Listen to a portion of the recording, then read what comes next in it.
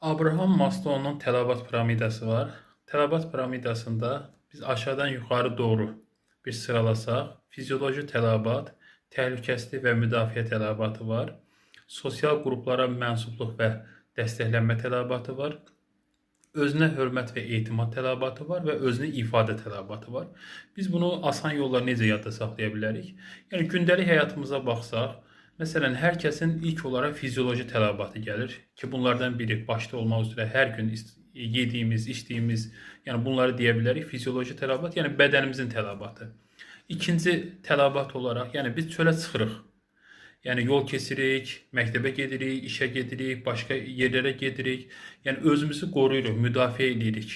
Yəni kənardan bir müdaxilə gələrsə ilk şeyimiz özümüzü müdafiə eləmək, təhlükəsiz bir mühitdə olmamızı istəyirik.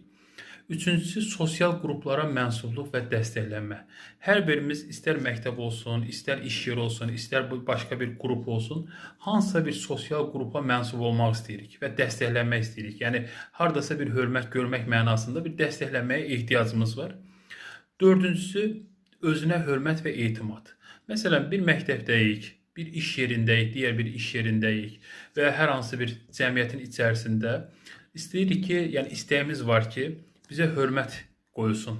Biz etimad görək. Yəni hər kəsin etimad göstərdiyi insan olaq. Hər kəsin hörmət göstərdiyi insan olaq və sonunda özünü ifadə etmək tələbatı.